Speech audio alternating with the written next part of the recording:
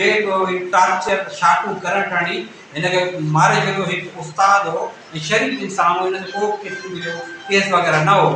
Police एॾी मोतबर थी आहे, चोरनि ॾुआरनि खां भता वठंदे हिकु शरीफ़ इंसान खे मर्डर करे छॾियो।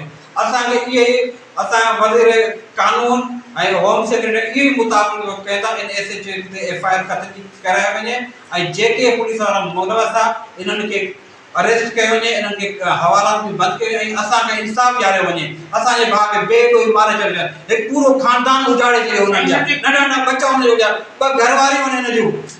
पुलिस अगरि अहिड़ा ज़ुल्म कंदी त असां इंसाफ़ किथां वठंदा मास्टर? अव्हांजो पूरो नालो छा आहे? मुंहिंजो नालो जाम मुर्तज़ा अली, मां जाम अली जो भाउ आहियां। मां पाण रेलवे एम्प्लॉय आहियां, लाहौर रेलवे हेडक्वार्टर में हूंदो आहियां।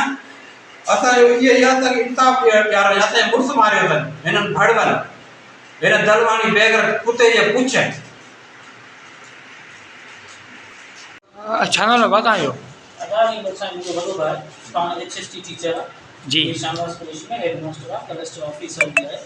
ठीक है ना, कलेक्टर ऑफिसर भी है। हिन के 5 बजे शाम पुलिस का वासा घर था बुखारी पाड़े में जी ये SHO शदापुर दलवाणी इने नजी कयो। असा का मु बाहर वण जी बात जो दो चला इन थोड़ी गाल छडीगा अच्छा जी केस में कयो तांगे नी नहीं केस यो त एकड़ो मानु छोकरो हुआ जेके इनन पुलिस बधो जी पुलिस हमरा पुछो भाई छा है उनको के मोबाइल एक मेट्रो यार मेट्रो ने मिली भगत करे इन्हनि यो जो असांखे धमकी मिली त असांखे पैसनि जी जॾहिं सिम ऐं उहो छोकिरो बधो मोबाइल बि उन छोकिरे जे नाले हिन जी न सिम आहे न हिन जो मोबाइल जी सिर्फ़ु उन हिकिड़ो इहा ॻाल्हि कई उन त भाई मूं कोन चयो आहे, हुन चयो आहे। जॾहिं मां मोबाइल हुन चयो आहे, सिम हुनजी आहे, हर शइ हुनजी आहे।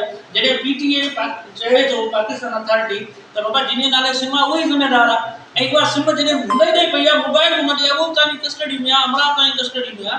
उहो तव्हांखे चइबो तव्हां हिकु टीचर खे पिया खणो, मोज़िज़ माण्हू खे जेको उस्ताद आहे ऐं तो एॾो तशदुद कयो आहे त हुनखे करंट आया नहीं तो हुनखे एक्सपायर करे छॾियो। पोइ इहे अदालतूं इहे कोर्टूं इहे छाजे लाइ आहे?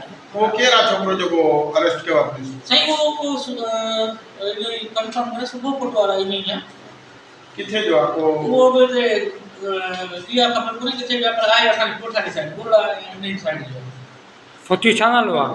या मस्जिद में जाम मस्जिद जी ज़ातियो या असां जकराइन जाते त तव्हां छा मुतालबो आहे हींअर? साईं मुतालबो इहो आहे त SHO खे डिसमिस कराउन द सर्विस कयो वञे ऐं 602 जी FIR कढी ऐं हींअर ई हुनखे अरेस्ट कयो वञे ताकि हुनखे ख़बर पवे त हिकु बेगुनाह शहरी खे मारण केतिरो हूंदो आहे।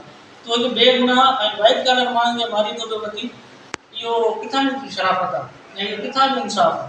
ॼाण ईअं त पोइ केरु माण्हू महफ़ूज़ न आहे, केरु हलंदे चए सही आहे धमकी मूं न ॾिनी या न फिलाणे ॾिनी आहे, तव्हां मोबाइल तुंहिंजो हर शइ तुंहिंजी आहे, हिन धमकी ॾिनी बसि हुन ते तूं एतिरी कार्रवाई कंदो हुन माण्हू सां न तोड़े सबूत आहे न छा तोड़े का शइ कोन्हे का ऐं तूं हुन खे माण्हू खे मारी थो वठंदी, इहो तुंहिंजो